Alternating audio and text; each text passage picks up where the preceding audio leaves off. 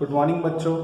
आज हम लोग झारखंड बोर्ड का जो मॉडल पेपर है टर्म 2 का उसका सेट 1 सॉल्व करने जा रहे हैं। ठीक है, सबसे पहले दो बात आपको बता दिया जाता है कि इसमें टोटल 19 क्वेश्चन है, जिसमें से आपको 13 क्वेश्चन अटेम्प्ट करना है। ठीक है, इसमें 3 सेक्शन है, section A, section B, section सी।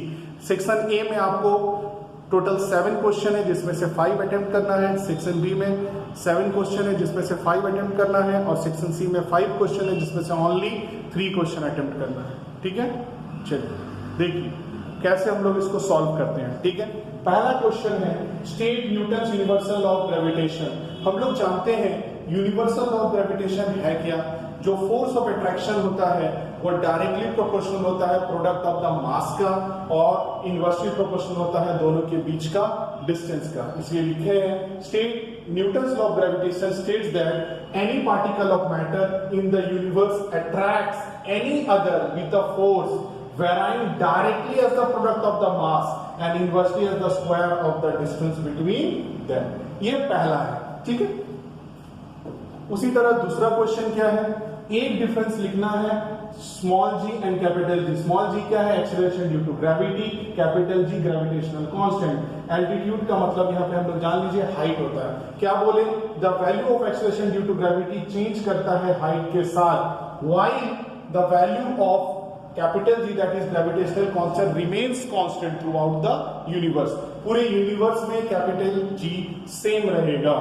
ठीक है, चलिए अगला क्वेश्चन में आते हैं। Question number 3, write the types of stress. एक नॉर्मल स्ट्रेस होगा, दूसरा टेंजेंशियल स्ट्रेस या फिर shearing stress. Why rain drops are spherical in shape. Rain drops जो है स्फेरिकल शेप का क्यों होता है। सबसे सिंपल बात यह है कि देखिए एडिशन फोर्स जो है लेस होगा, कोहेसिव फोर्स क्या होगा, ज्यादा। अब कोहेसिव फोर्स क्या है, सेम मॉलिक्यूल्स के बीच में जो फोर्स लगता है उसको हम लोग बोलते हैं कोहेसिव फोर्स, और डिफरेंट मॉलिक्यूल्स के बीच में जो फोर्स लगता है वो एडिसिव फोर्स। अब रेन वाटर जो है वाटर के बीच में जो फोर्स लगेगा वो कोहेसिव, वाटर और एयर के बीच में जो फोर्स लगेगा वो एडिसिव फोर्स होगा। हम लोग देखेंगे कि कोहेसिव फोर्स ज्यादा होगा एडिसिव फोर्स से, जिस कारण से रेन ड्रॉप जो है वो स्फेरिकल शेप का होगा। कौन सा शेप का होगा, स्फेरिकल। अगला question, what is the difference between isothermal process and adiabatic. Iso का मतलब होता है सेम और थर्मल का मतलब होता है टेम्परेचर। यहां आइसोथर्मल में क्या होगा, ट्रांसफर ऑफ हीट होगा, एडियाबेटिक में कोई भी ट्रांसफर ऑफ हीट नहीं होगा, हीट कांस्टेंट रहेगा। अगले क्वेश्चन में आते हैं। Question number 6, give an example of periodic motion which is not oscillatory. तो इसका सॉल्यूशन क्या होगा, इसका सॉल्यूशन होगा motion of A second hand of a watch. किसी भी घड़ी का कांटा का जो सेकंड का कांटा रहेगा उसका मोशन को हम लोग पीरियोडिक मोशन बोल सकते हैं, पर ऑसिलेटरी मोशन नहीं बोलेंगे। ठीक है, उसी तरह से अगला क्वेश्चन क्या होगा, क्वेश्चन नंबर 7 सेक्शन ए का, डिफाइन ट्रांसवर्स वेव मोशन। तो हम लोग जानते हैं ट्रांसवर्स वेव क्या है, ऐसा वेव जिस डायरेक्शन में वाइब्रेशन होता है उसके परपेंडिकुलर डायरेक्शन में प्रोपागेशन होगा। उसको क्या लिखेंगे, इसका solution, a transverse wave is a wave whose oscillation are perpendicular to the direction of propagation. यानी अपना प्रोपागेशन के डायरेक्शन का परपेंडिकुलर होगा वाइब्रेशन। ठीक है, ये सेक्शन ए का 7 क्वेश्चन था, जिसमें से सिर्फ हमको 5 क्वेश्चन एग्जाम में अटेम्प्ट करना रहेगा। अब आता है सेक्शन बी। सेक्शन बी का पहला क्वेश्चन 8 का ए क्या है, write the expression for gravitational force acting between two masses m1 and m2 separated by distance r। As पहले ही हम लोग बोले हैं कि force directly proportional to product of the masses m1 and m2, inversely proportional to the square of the distance. जब दोनों को मिलाते हैं तो लिखते हैं F equal to G m1 m2 by r square. आपको सिर्फ क्वेश्चन में एक्सप्रेशन बोला गया है, इसलिए सिर्फ आप ये लिखेंगे, ये आपको लिखने का जरूरत नहीं है। अगला क्वेश्चन है, right to characteristics of gravitational force. Gravitational force के 2 कैरेक्टरिस्टिक्स लिखें। पहला कैरेक्टरिस्टिक्स है कि ग्रेविटेशनल फोर्स जो है कंजर्वेटिव फोर्स है। कंजर्वेटिव फोर्स का मतलब ऐसा फोर्स जो सिर्फ अपने इनिशियल और फाइनल पॉइंट पे डिपेंड करे, अपना पाथ पे डिपेंड ना करे, उसको हम लोग बोलते हैं कंजर्वेटिव फोर्स। अगला दूसरा है it obeys the inverse square law. अभी आपने जस्ट देखा F is equal to G m1 m2 by r square, that is F is inversely proportional to r square। अगला क्वेश्चन है draw a stress versus strain curve, mark clearly yield point and breaking point. Stress और stress का graph बनाना है। Elastic limit और yield point देखिए same है, ये ग्राफ है। जैसे जैसे स्ट्रेस बढ़ेगा वैसे वैसे स्ट्रेन बढ़ते जाएगा।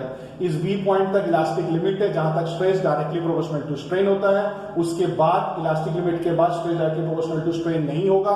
थोड़ा सा भी स्ट्रेस देंगे तो बहुत ज्यादा स्ट्रेन हो जाएगा। ठीक है, एक पर्टिकुलर पॉइंट आएगा जिस जगह पे वो अपना वायर अपना खुद के लोड से टूट जाता है, उस पॉइंट को बोलते हैं ब्रेकिंग पॉइंट। ई से एफ जो है, जब हम लोग थोड़ा सा भी लोड देंगे एक्सटेंशन बहुत ज्यादा होगा, और जब हम लोग लोड हटाएंगे तो जितना एक्सटेंशन होगा ओरिजिनल रूप में फिर से नहीं आ पाएगा, उस जगह को बोलते हैं प्लास्टिक।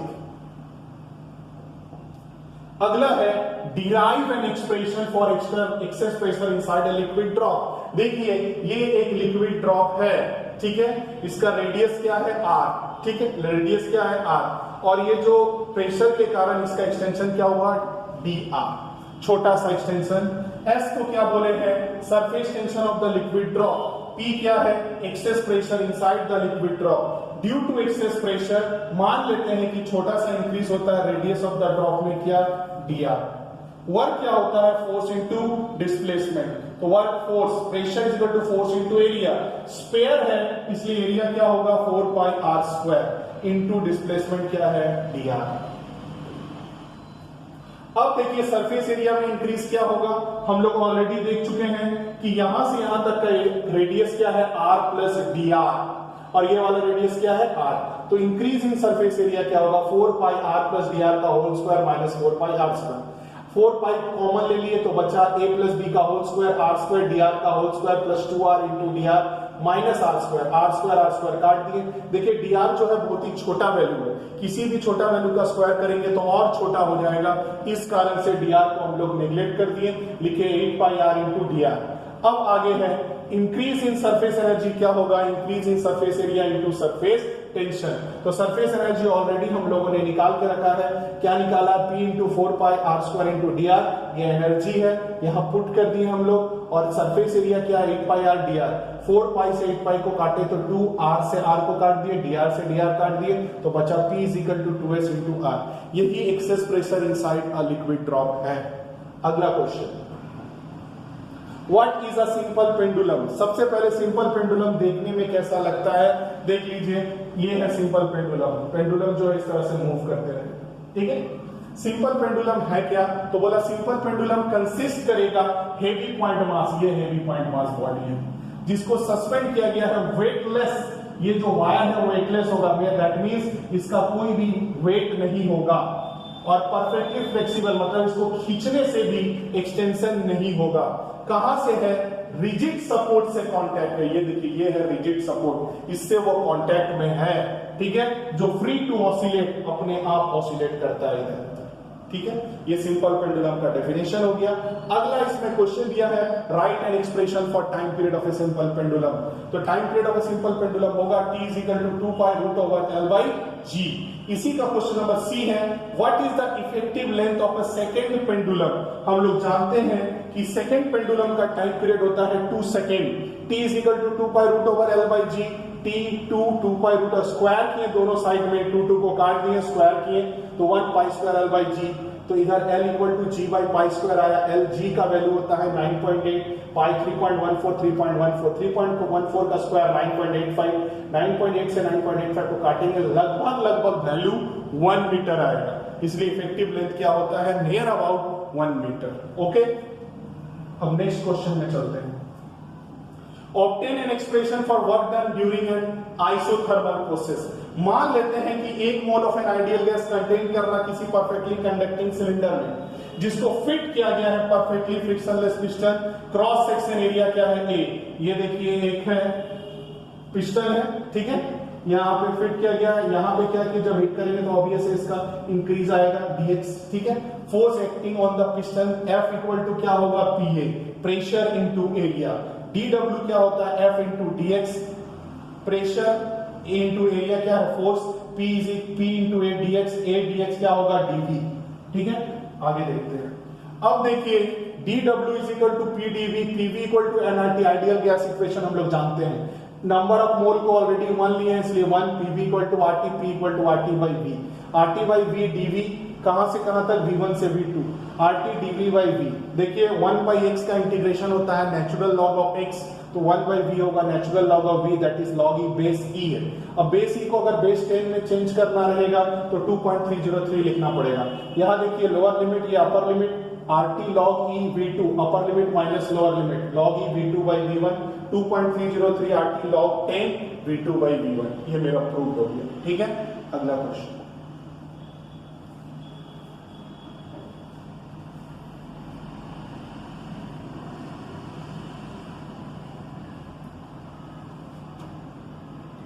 अगला क्वेश्चन में आते हैं। Define the term specific heat capacity, latent heat capacity, write the principle of calorimeter. देखिए सबसे पहले टर्म स्पेसिफिक हीट क्या है? The specific heat of a substance is the amount of heat required to raise the temperature of unit mass of the substance through 1 degree Celsius और 1 kelvin. इसको हम लोग क्या बोलते हैं? स्पेसिफिक हीट, ठीक है। Del Q M C delta T.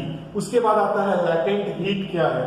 तो बोला लैटेंट हीट को डिफाइन करते हैं हीट और एनर्जी एब्सॉर्ब्ड और release during a phase change of a substance, L equal to Q by M. Calorimeter का प्रिंसिपल क्या है? बॉडी जो हाई टेम्परेचर में रहेगा वो रिलीज करेगा हीट, और जो लोअर टेम्परेचर में रहेगा वो एब्सॉर्ब करेगा हीट को, ओके। एक न्यूमेरिकल है क्वेश्चन नंबर 14 में, एक न्यूमेरिकल है। A transverse wave on a string is described by the equation this 3 sin 36t plus 0.018 plus pi by 4, where x and y are in centimeter and t. The positive direction of x is from left to right. Left से right जाएगा तो positive x। बोला what is it's amplitude? Obvious है, यहाँ पे 3 जो है ये इसका एम्पलीट्यूड होगा 3 सेंटीमीटर, ठीक है, ये इसका एम्पलीट्यूड होगा। अगला क्वेश्चन में दिया है कि व्हाट इज द फ्रीक्वेंसी। देखिए ओमेगा यहाँ पे क्या है? ओमेगा है, omega equal to 36, omega 2 pi nu, 36 2 से काट दिए, nu 18 by pi, 18 by 3.14 divide करेंगे तो आएगा 5.732 हर्ट्ज। और आखिरी इसमें क्वेश्चन दिया है what is the phase at the origin, that is pi by 4। Answer क्या होगा? पाई बाई 4, ठीक है। अब अगला क्वेश्चन में आते हैं। देखिए क्योंकि टाइम बहुत कम है इसलिए क्वेश्चन सबको मैं जल्दी जल्दी सॉल्व करवा रहा हूं, ठीक है। अब अगला आता है question number 15। Right the relation between, हमें रिलेशन लिखना है किसके किसके बीच में? फ्रीक्वेंसी और टाइम पीरियड के बीच में। फ्रीक्वेंसी 1/t, फ्रीक्वेंसी का 1/t। देखिए फ्रीक्वेंसी को म्यू से डिनोट करते हैं, टाइम पीरियड को t से, वेवलेंथ को लैम्डा से, प्रोपगेशन कांस्टेंट को k से। वेवलेंथ का क्या होगा? k equal to 2 pi by lambda. Wavelength, frequency और वेव वेलोसिटी का v is equal to mu lambda. Angular frequency का और फ्रीक्वेंसी का होगा 2 pi mu. Angular frequency propagation constant wave का होगा v is equal to omega by k। ये हम लोगों का फॉर्मूला होगा।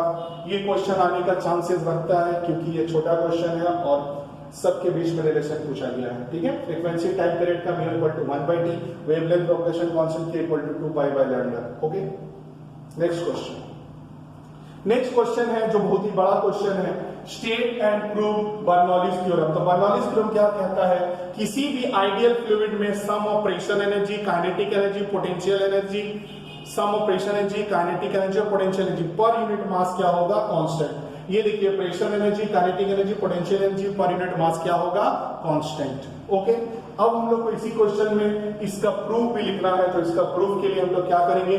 कंसीडर करेंगे एक streamline flow of an ideal fluid जो पाइप AB से फ्लो कर रहा है। ये पाइप है, इसका हाइट h1 है, इसका हाइट h2 है, या v1 वेलोसिटी से एंट्री हो रहा है या v2 वेलोसिटी से एग्जिट हो रहा है, ठीक है। यहाँ का प्रेशर P1, यहाँ का प्रेशर P2, यहाँ का एरिया A2, यहाँ का एरिया A1, ठीक है। मान लिया P1 P2 प्रेशर है एंड A और B में A1 A2 जो है क्रॉस सेक्शन एरिया है A और B। इक्वेशन ऑफ कंटिन्यूटी हम लोग जानते हैं A1 into V1 E2 into V2। A2 छोटा है, A1 बड़ा, तो V1 बड़ा, V2 छोटा। मानते हैं एक छोटा सा मास यहाँ एंट्री किया और यहाँ से एग्जिट किया। ये मास जो एंट्री यहाँ किया उसको कितना टाइम लगेगा, ठीक है, t टाइम। कितना टाइम में एग्जिट होगा? t टाइम में एग्जिट होगा, ठीक है। अब देखिए distance covered in time t v1 into T, w1 equal to p1 a1 v1 t होगा। ठीक है, देख लीजिए आप लोग ध्यान से। क्यों w1 equal to p1 a1 v1 t हुआ? w1 होता है फोर्स इनटू डिस्प्लेसमेंट, तो फोर्स क्या है? प्रेशर इनटू एरिया, डिस्प्लेसमेंट क्या है? v1 t। ठीक है, सेम जितना यहाँ पे जिस टाइम पे एंट्री किया है उसी टाइम पे एग्जिट भी करेगा। तो एग्जिट के लिए क्या बोले? Same mass and liquid leave the end b, distance covered क्या होगा? v2 इंटू टी, तो उसका वर्क डन क्या होगा? w2 is equal to p2 a2 v2 t। Work done, net work done क्या होगा? w1 minus w2, that is p1 a1 v1 t minus p2 a2 v2 t। This work done is used in giving kinetic energy potential to the fluid element. Increase in kinetic energy क्या होगा? half mv2 square minus half mv1 square. Increase in potential energy क्या होगा? mgh2 minus mgh1. Total increase in mechanical energy of the mass and of the fluid क्या होगा? Total kinetic energy half mv2 square half mv1 square mgh2 आ गया। हम लोग जानते हैं work energy principal क्या होगा? Work P1 A1 V1 T minus P2 A2 V2 T equal to half m V2 square minus half m V1 square mgh2 minus mgh1। Volume का formula होता है A1 V1 T, वॉल्यूम होता है mass by density, mass by density. देखिए A1 V1 into T कर दिए, A2 V2 into T कर दिए, A1 V1 T m by row, A2 V2 T m by रो, यहाँ m by रो पुट कर दिए, इसमें भी m by रो पुट कर दिए, सब जगह से हम को काट दिए। तो P1 by रो 1 वाले को एक तरफ रखे, 2 वाले को एक तरफ, 1 का इधर आ गया। देखिए 1 is equal to 2, P1 by rho gh by 1 v1 square by 2, P2 by rho gh2 v2 square by 2, तो कांस्टेंट है इसलिए p by row v square by 2 plus gh is constant. This is Bernoulli's theorem's proof. Next, application of Bernoulli's theorem. पहला है venturimeter. Application of Bernoulli's theorem का सबसे पहला जो है वो है वेंचुरीमीटर, दूसरा ब्लोइंग ऑफ रूफ, तीसरा टॉरिसेस थ्योरम। और भी बहुत सारा एप्लीकेशन है पर हम 3 ही एप्लीकेशन लिखे हैं, आपको 1 या 2 एप्लीकेशन लिखना रहेगा। Okay, now we are moving to the next question.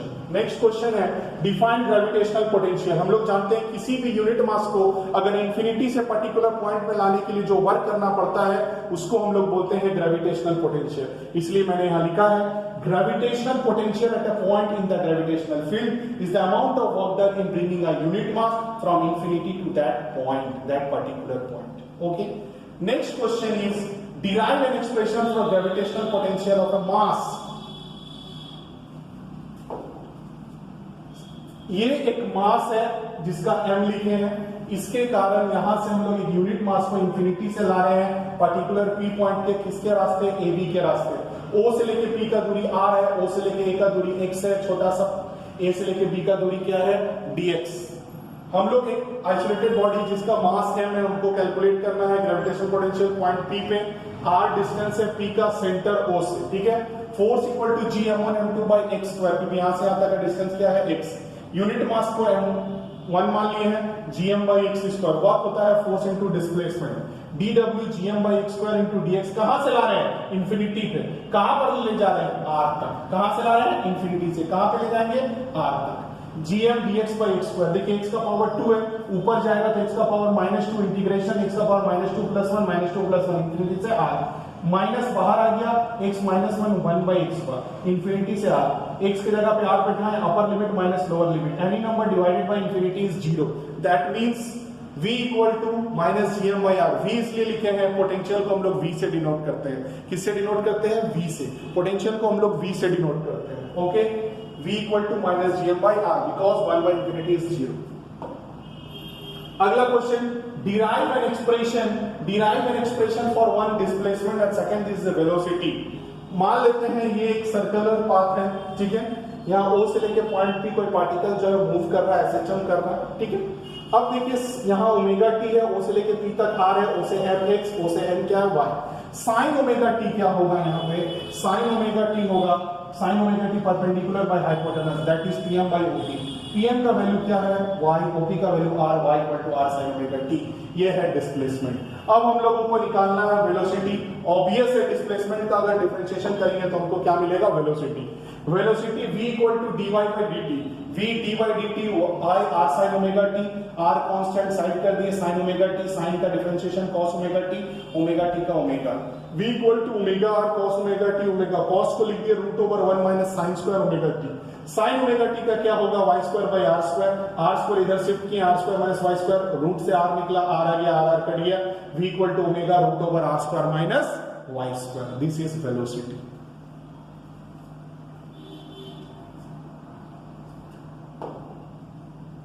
अगला क्वेश्चन है 19A, that is define molar specific. ये क्वेश्चन सेट 3 में मैंने जो सॉल्व करके अपलोड करा है उसी सेट 3 में आपको मिलेगा। ये फर्स्ट लॉ ऑफ थर्मोडायनामिक्स भी सेट 3 में है सेम। हाँ, ये derive relation CP minus CV by CR, ये बहुत ही इंपॉर्टेंट है। ये बोर्ड अभी जो एग्जाम होने वाला है 11th क्लास का उसमें आने वाला है, क्योंकि ये क्वेश्चन दूसरे सेट पे भी सेम क्वेश्चन है। ठीक है, हम लोग क्या करेंगे, कंसीडर करेंगे 1 mole of an ideal gas enclosed किसी सिलेंडर में air tight frictionless piston, PVT जो है प्रेशर वॉल्यूम और टेम्परेचर रहेगा। मान लीजिए गैस सप्लाइड को हीट एनर्जी देंगे Q1 कांस्टेंट वॉल्यूम पे, टेम्परेचर जो है रेस करेगा T plus delta T, volume को कांस्टेंट रखेंगे। अगर वॉल्यूम को कांस्टेंट रखेंगे तो क्या लिखेंगे, CV, प्रेशर को कांस्टेंट रखेंगे तो क्या लिखेंगे, CP। अब देखिए आगे पे, मान लीजिए हम लोगों का ये दो